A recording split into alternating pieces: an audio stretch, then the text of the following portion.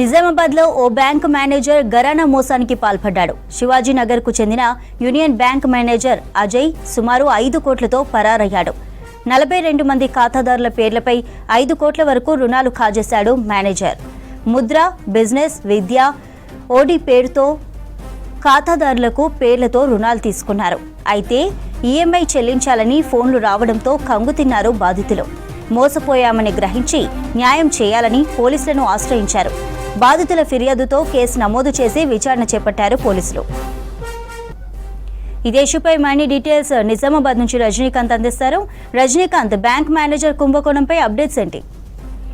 చంద్రిక, నిజామాబాద్ నగరంలో bank manager చేసిన భారీ స్కామ్ వెలుగులోకి వచ్చింది. 3 రోజుల నుంచి కూడా బాధితులంతా బ్యాంక్ చుట్టూ తిరుగుతున్నారు. కానీ బ్యాంక్ సంబంధించినటువంటి సిబ్బంది విషయాన్ని గోప్యంగా ఉంచడంతో ఈరోజు వారంతా రోడ్డున పడడంతో విషయం వెలుగులోకి వచ్చింది. నిజామాబాద్ నగరంలోని 4th టౌన్ పోలీస్ స్టేషన్ పరిధిలో ఉన్నటువంటి యూనియన్ బ్యాంక్ ఆఫ్ ఇండియాలో మేనేజర్ గా పనిచేస్తున్న అజయ్ బ్యాంక్ లో ఎవరైతే ఖాతాదారులు ఉన్నారో దాదాపు 42 మంది ఖాతాదారుల పేరు మీద పలు రకాల లోన్లు ఆయనే తీసుకున్నారు. స్వయంగా ఆయనే తీసుకుని ఖాతాదారుల పేరు మీద అతను ఆ రుణాలు తీసుకుని వాటిని వాడుకున్నాడు. దాదాపు 42 మంది ఖాతాదారుల అకౌంట్ నుంచి దాదాపు 5 కోట్ల లోన్స్ తీసుకున్నట్టుగా గుర్తించారు. ఇందులో 5 కోట్లకు సంబంధించి 42 మంది బాధితుల్లో Mudra loans, business loans, personal loans, అట్లాగే ఎడ్యుకేషన్ లోన్స్, దీంతో పాటు ఇతరత్ర లోన్లు, కొంతమంది రైతులకు సంబంధించి వారి ఖాతాలోంచి క్రాప్ లోన్స్ కూడా తీసుకున్నట్టుగా బ్యాంక్ విచారణ అధికారులు గుర్తించారు.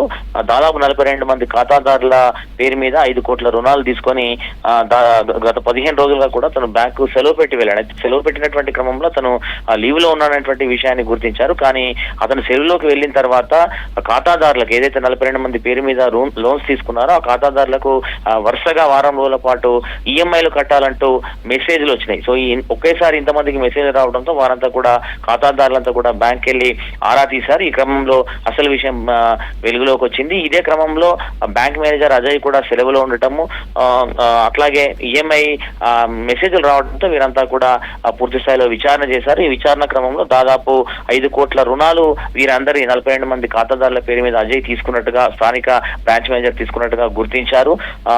ఈ విషయంపై ఇప్పటికే బ్యాంక్ సిబ్బంది, దాంతో పాటు ఎవరైతే బాధితులు ఉన్నారో 42 మంది ఖాతాదారులు వారు కూడా స్థానిక పోలీస్ స్టేషన్ లో ఫిర్యాదు చేయడంతో పోలీసులు కేసు నమోదు చేశారు. ఇప్పటికీ దీనికి సంబంధించిన విచారణ కూడా కొనసాగుతుంది. అయితే గత 3 రోజులుగా కూడా బ్యాంక్ చుట్టూ ఖాతాదారులు తిరుగుతున్నారు. బ్యాంకు లోపల ఆందోళన చేస్తున్నారు. కానీ ఈ విషయాన్ని గోప్యంగా ఉంచేటువంటి ప్రయత్నం చేసిన బ్యాంక్ సిబ్బంది తమ ఆ లోన్లు 5 కోట్లు కట్టిస్తామనేటువంటి విషయాన్ని చెప్పడంతో వారంతా కూడా 2-3 రోజులుగా వారంతా కూడా బ్యాంక్ వచ్చి వెళ్ళిపోయారు. కానీ సంబంధిత సిబ్బంది నుంచి పూర్తి స్థాయిలో సహకారం లభించకపోవడంతో ఈ రోజు వారంతా కూడా రోడ్డున పడ్డారు. పోలీసులకు ఫిర్యాదు చేశారు. దాంతో పాటు బ్యాంక్ ముందు కొద్దిసేపు ఆందోళన కూడా చేశారు.